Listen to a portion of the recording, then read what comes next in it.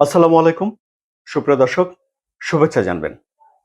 যুক্তরাষ্ট্রের ৩টি যুদ্ধ বিমানকে গুলি করে ভূপাতিত করে ফেলেছে কুয়েত। এই যে খবরের এই শিরোনাম, এটি দেখে চমকে উঠেছিলাম। তাহলে কি কুয়েত ইরানের পক্ষ হয়ে যুক্তরাষ্ট্রের বিরুদ্ধে যুদ্ধে নেমে গেছে? কিন্তু তাও বা কি করে হয়? কুয়েতে তো যুক্তরাষ্ট্রের ঘাঁটি রয়েছে এবং যুক্তরাষ্ট্র ইসরায়েল যখন সম্মিলিতভাবে ইরানে আক্রমণ করলো, তখন প্রতিশোধমূলক আক্রমণের অংশ হিসেবে মধ্যপ্রাচ্যের যেসব দেশগুলোতে যুক্তরাষ্ট্রের ঘাঁটি রয়েছে সেসব জায়গাগুলোতে হামলা করেছে ইরান, এবং এর অংশ হিসেবে কুয়েতেও তারা হামলা করেছে। অর্থাৎ ইরানের মিসাইল পৌঁছে গেছে কুয়েতে। তাহলে কুয়েত কি ইরানের পক্ষ হয়ে যুক্তরাষ্ট্রের যেই বিমানগুলো রয়েছে সেই বিমানগুলোকে কি ধ্বংস করার কাজে নেমে পড়েছে? না, আসলে ঘটনাটি তা নয়। ঘটনা হলো যে একটা ফ্রেন্ডলি ফায়ার বা সেম সাইড একটা ঘটনা ঘটে গেছে। যুদ্ধক্ষেত্রে এই বিষয়টি হয় এবং এবারে এই বিষয়টি যুক্তরাষ্ট্রের সঙ্গে হলো।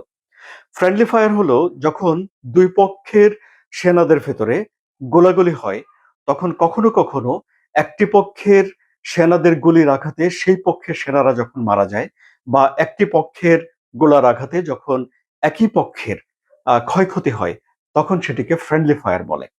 এটি হলো সেম সাইড। এবারে কুয়েতে ঠিক সেই ঘটনাটি ঘটল।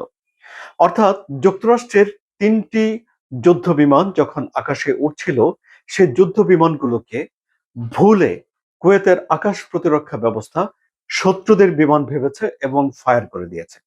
ফলে ৩টি বিমান ভূপাতিত হয়েছে।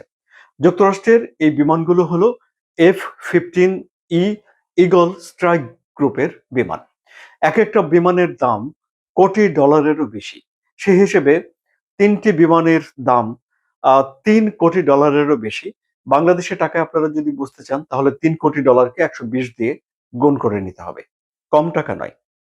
সবচেয়ে বড় কথা হলো যে নিজেদের ভেতরে তাহলে কি যুক্তরাষ্ট্রের একটা সমন্বয়ের ঘাটতি রয়েছে? কিংবা ধরুন কুয়েত কি বেশ নার্ভাস হয়ে পড়েছিল ইরানের আক্রমণের কারণে? তারা কি তাহলে ইরানের মিসাইল ভেবে কিংবা কি ভেবে যুক্তরাষ্ট্রের এই ৩টি যুদ্ধ বিমানকে ভূপাতিত করে ফেললো, সে বিষয়টি এখনো জানা যায়নি। মানে যখন পর্যন্ত আমি এই আ কনটেন্ট তৈরি করছি তখন পর্যন্ত জানা যায়নি। কিন্তু যুক্তরাষ্ট্র এবং কুয়েত একটা তদন্ত কমিটি গঠন করেছে যে এই ঘটনাগুলো কিভাবে ঘটলো সেগুলো খুঁজে বের করার জন্যে।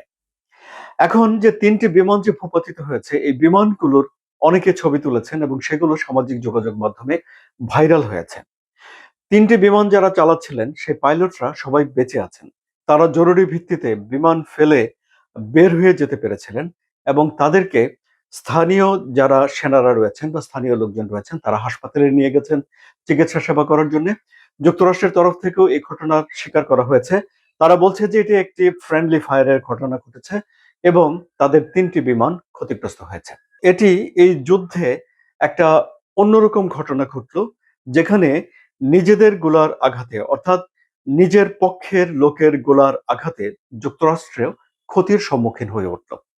এ পর্যন্ত সবশেষ যে খবর পাওয়া গেছে তাতে করে আহ, যুক্তরাষ্ট্রের সেনার সংখ্যা আরো একজন আহ, নিহত হয়েছে বলে জানা যাচ্ছে।